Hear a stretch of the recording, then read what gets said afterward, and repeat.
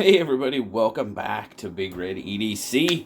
Hey, we are taking a look today at a Qvist knife. This is a Qvist PE2. Now this is the blue micarta, obviously. And, just want to throw it out there. This is this month's SMKW affiliation knife. So, you know what that means. Better leave that comment. You just might win you a knife. But, now this is pretty cool. I did not see the original. So I really wanted to check this version out, and it's got one of my favorite steels, 14C, so I'm like, oh yeah, we got to check this one out. But as you can see there, you've got really, really nice micarta, nested liners in there. That looks really, really nice. I like how that's encased. Everything is chamfered off real well. And this micarta has got a really, really decent grip on it. Like that aspect. You do have a deep carry clip. Now the screws are not recessed.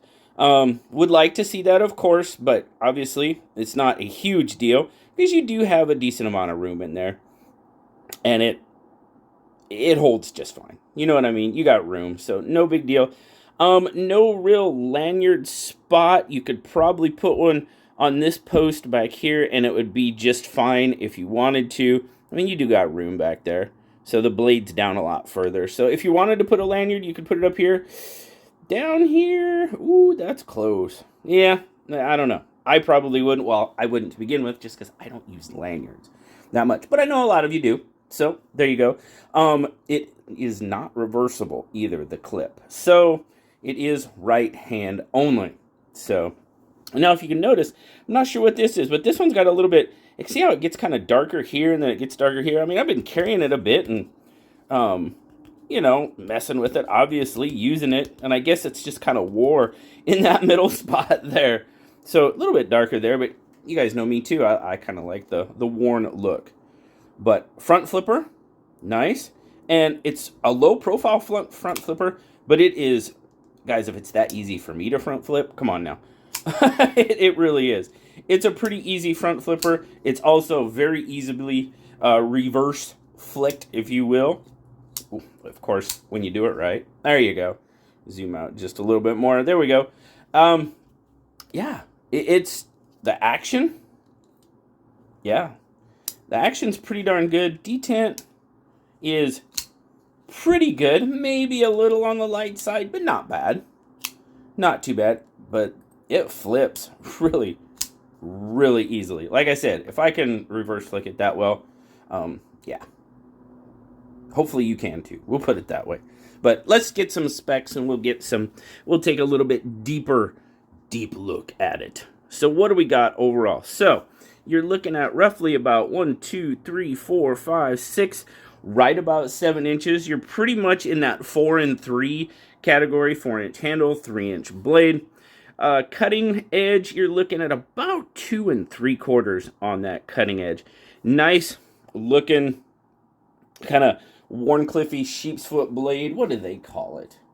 They call it a Wharncliffe. Well, it's listed as a Wharncliffe on Smoky Mountain, so we'll just call it that. That's what, and I mean, it's a good looking blade. You guys know I like that. 14C, of course. You do have a nice stonewash on it. Definitely am digging the stonewash finish. Grip length, we're definitely going to talk about the grip here in a little bit. But, I mean, it's pretty much 4 inches and maybe even a little more because, I mean, you don't have an intrusive flipper or anything. And I say intrusive because it doesn't impair your grip. But then again, it also doesn't give you anything to kind of protect you from going forward on that blade. So, it just, however you look at it. However you want to look at it. So let's do our size comparisons. We got the PM2, of course, much larger knife. We know that. Yep, 1/2 inch on the blade and almost 3/4 inch on the handle. Then, of course, our bug out. This is going to be a little bit closer, a little bit better comparison. Even the bug out still got it by 1/4 inch on the blade and probably 1/4 inch on the handle. So, but a little bit on the smaller side for sure. Oh, you know what? This is here. Let's just throw the finish reciprocity in there. That's probably pretty close. Yeah, actually, that's pretty darn close. Yeah, that's pretty right about the same length. So cool. You guys know Finch knives are a little bit on the smaller side. So let's get a weight. 3 ounces, man, I love it. 85 grams. Great weight. Carry's fantastic. We'll take a look at the carry here, of course. Slide it up in there. Yeah, deep carry. Yes. Now the clip, it's not bad. It could probably stand to be maybe, whoa, there's snap. Just a little bit stouter, but it's not bad. It's not bad. I wasn't worried about it coming out of my pocket or anything like that. So, what do I think about it overall? The construction is great. The action is really good. Like I said, the detent might be a hair light, but it's nothing major. And of course, I'm speaking about this knife and this knife only.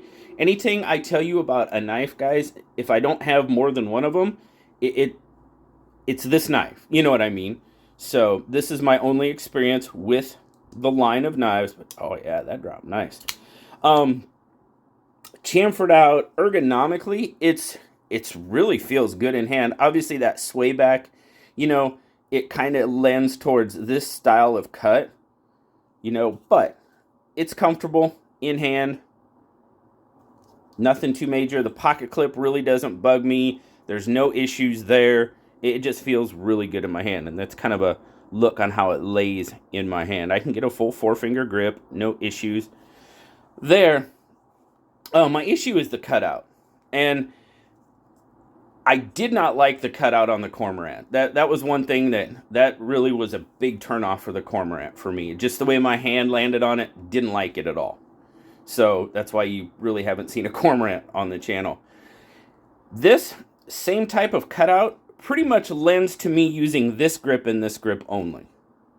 Where my middle finger, if I come back and put my front finger in there, get a little bit better, that just really isn't comfortable for me.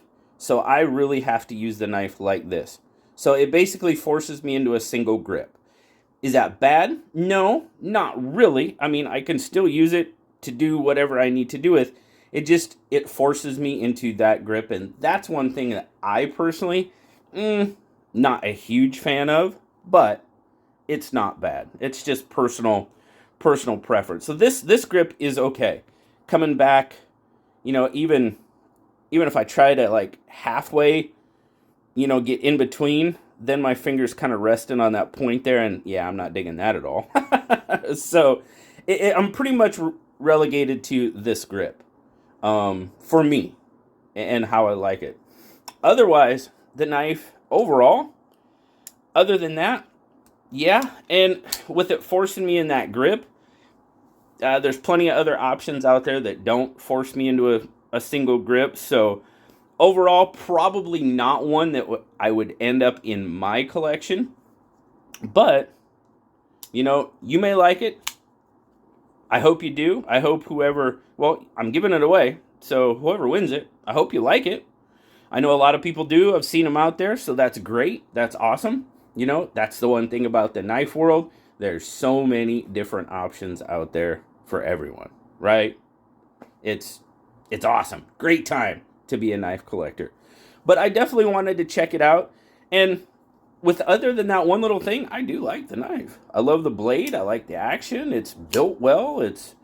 I can't really say anything other than I'm just not crazy about how it puts me into a single grip and be comfortable. Now, reverse is fine.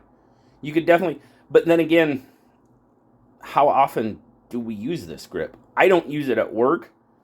I cut away from myself because I'm cutting rope, so I don't really ever use the reverse grip a whole lot. That's just me, though. You might, but I don't. But, you know, overall, it is not a bad little knife. Just probably with that just the way that cutout is done, it's just probably not one that would end up in my collection. So, like I said, remember, guys, this is the SMKW affiliation knife for October. Leave that comment. You just might win it. And if you don't win it and you want to go pick one up for yourself, I can tell you right now, they sell for $69, which isn't bad at all for a 14C knife. I think that's very, very reasonably priced. I will tell you, since I bought this one, and like I said, I'm talking about Smoky Mountain Knife Works because, well, that's where I got it. That's who my affiliations. That's basically the whole reason I have this knife in my hand right now. But there are 4 different versions now at Smoky Mountain. The blue micarta and the jade G10 are both out of stock right now. So if you want one of those, you may have to go check out another retailer. But they do have the full tie and then a full tie with the black blade. So those 2 are still in. And what are the price on those? Let me give you the price on those real quick. Those are $99. The full titanium ones are $99. The micarta is $69, and I think the jade is $69 as well. I'll double check for you real quick. Yep, $69. So there you go, guys. Greatly appreciate you hanging out, checking out the Qvist variant PE2 with me today in the blue micarta. Always great to talk to you guys. Thank you so much for stopping by. Remember, like, subscribe. Definitely, you might want to leave that comment. It just might win you this knife. I'll talk to you later, guys. Bye-bye.